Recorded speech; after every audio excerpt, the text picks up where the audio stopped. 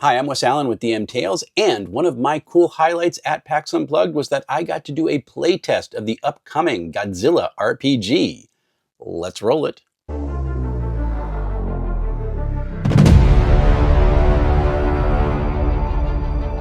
So IDW, which is the studio putting out this RPG, was fantastic leading up to the playtest. They sent us all a PDF of this little booklet here. We got to take this from the playtest, which explains all the basic rules of the game and how to play, and is actually a solo adventure in and of itself, which I'm looking forward to doing pretty soon.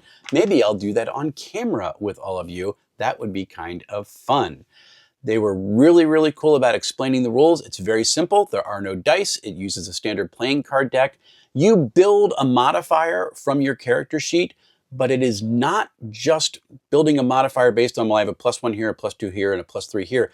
What you have to do is narrate what you're doing. It's very intensive, and it's very intended to be narrative focused. So you describe what you're going to do, and then you look at your sheet and going, okay, this matches what I'm building. And there's times where certain categories will not apply because it just doesn't apply to your action.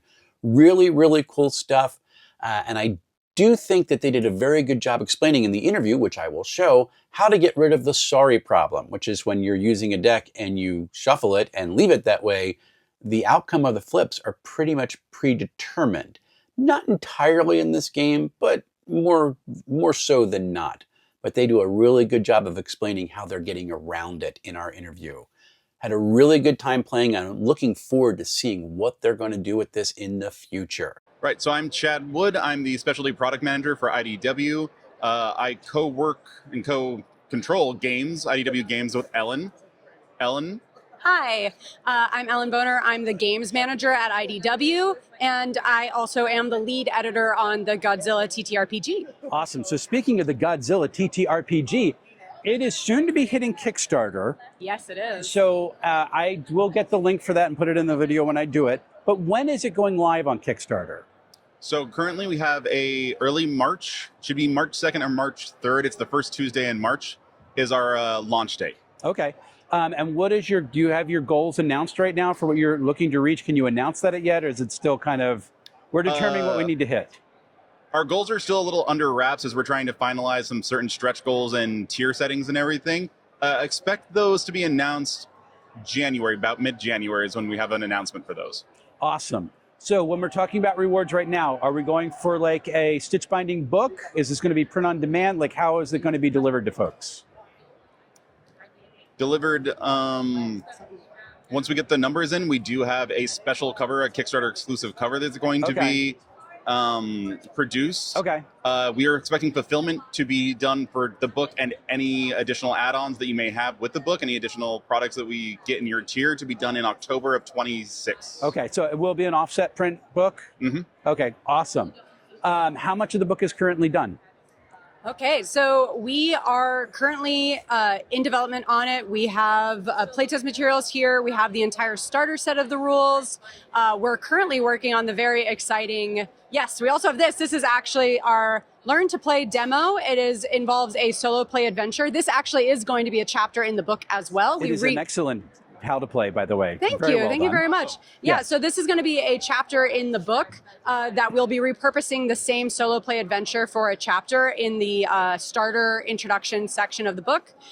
Currently, we are in development on the Kaiju chapter, which is a Kaiju-sized portion of the book. That's going to include rules for some of the most popular and hopefully as many possible as we can fit.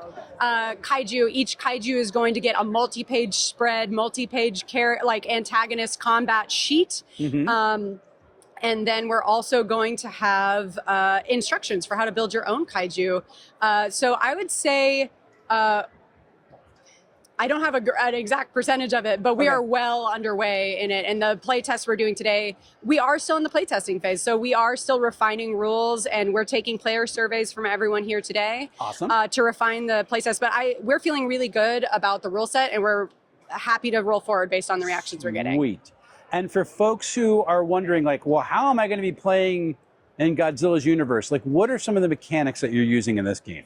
Yeah, so in our game, the main basis of the system centers around a team of humans or humanoids who are working together to stave off kaiju attacks. In this system, you work in teamwork using bonds and coordinated attacks to be able to stack up against much larger foes. In addition, one of the highlights of the system is that we're actually using a deck of 52 playing cards instead of dice as a randomizing mechanic.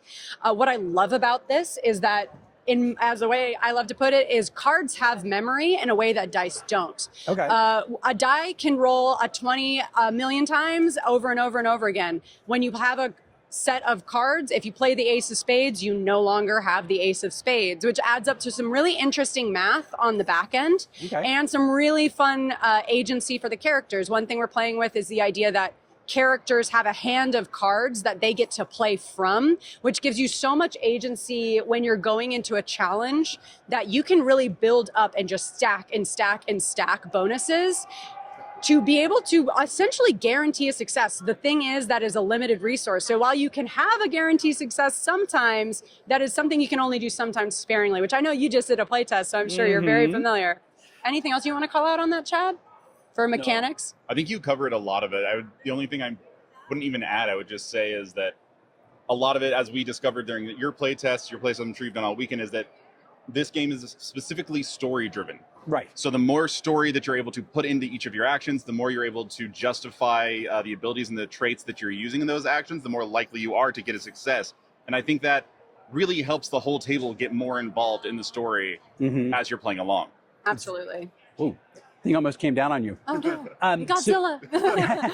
Squish. So here's the interesting, I was really interested by going with the dice list and just going deck. I love your concept of the deck has a memory, which is very nice. And I think I know how you're going to answer this, but how do you get around the sorry problem? Which is, if you've ever played sorry, you shuffle the deck and you draw cards, but when you shuffle the deck, before you even start playing, the outcome's already determined because that deck is now in order. Correct. So, and like, how do you handle that? Like, get around that kind of an issue? So one thing is, this is going to come down to, I think, character to character abilities. The idea of, in Godzilla, there are characters with psychic abilities. There are characters who have magic influenced by what we call kaisei energy. Yep. So the idea of a character who has a psychic ability to read through the decks for specific cards and maybe pull them to the top, remove them, or things like that, that's all within bounds. I think a lot of what we're doing with the characters also to do with cards is that's the game-breaking meta that you can sometimes get into. As we're developing these classes, we're going to try and come up with ways that they're not only going to be able to just add bonuses, but they're also going to be able to play with the meta of how these cards stack against each other. Gotcha. That should be a lot of fun. I think so. So am I remembering correctly that this is actually based on, like, some of the lore in this is based off of a Godzilla comic book series? Correct. So we currently have a new canon for Godzilla that is published through our Godzilla comics. We have 3 comics coming out in this canon. That is the Godzilla Ongoing, which is currently, I believe, on issue 5 or 6. Okay. I believe it's actually issue 5. Issue 5 just came out. And then we have Starship Godzilla, which follows a team of space mercenaries who fly around in a refurbished Mecha Godzilla using it as a spaceship.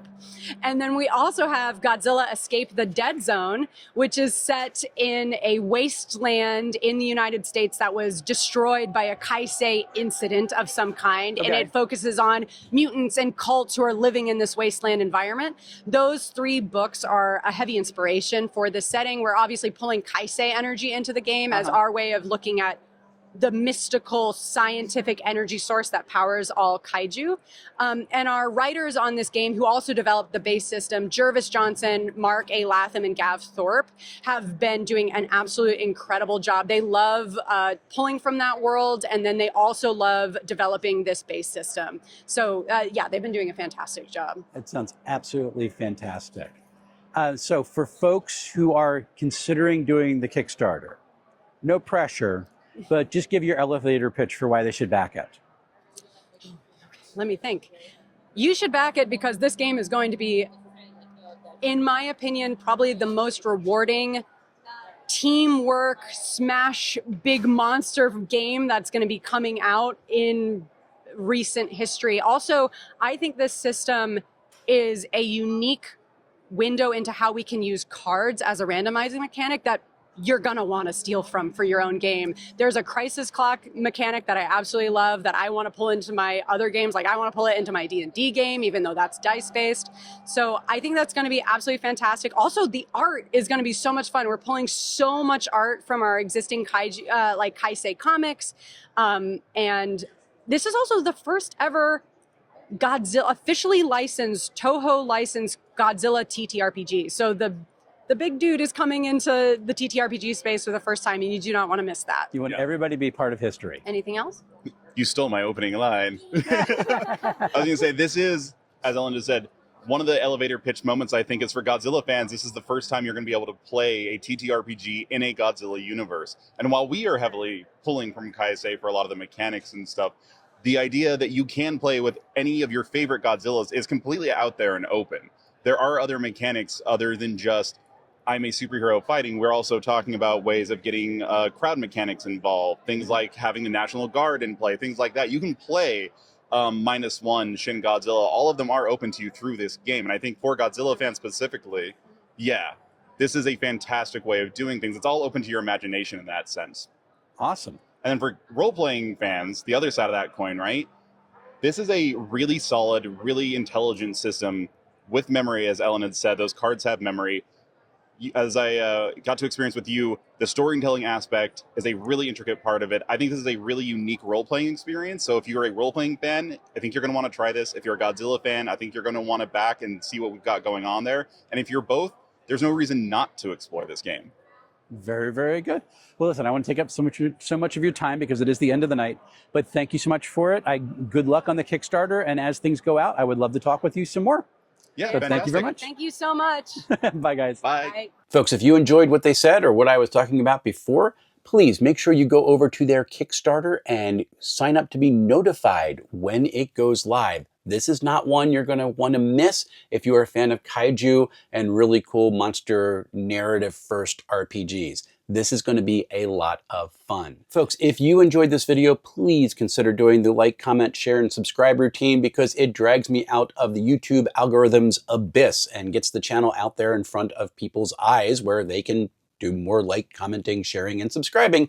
It's always nice to know that people are actually watching. And I want to give a special shout out to my coffee contributors who support this channel out of the kindness of their own hearts. If you would like to help keep DM Tales caffeinated, the link, that's right over there. And if you're looking for some Christmas gifts to go, I've got some cool t-shirts at my merch store, including this one that announces to the world that you like the D12 before a certain very popular game made it popular. Still got a lot of PAX Unplugged stuff that I am working through, and I've got my Star Trek Adventures review that I am still working on. Maybe I'll finish it over the Thanksgiving weekend or finish reading it over the Thanksgiving weekend, and we'll see what happens from there. Got a couple of interviews that I'm going to be scheduling that are coming out of my interactions at PAX Unplugged. Looking forward to getting those announced as well. And I want to bring all of this to you because it is a lot of fun. Until we see each other again, folks, happy playing, everyone.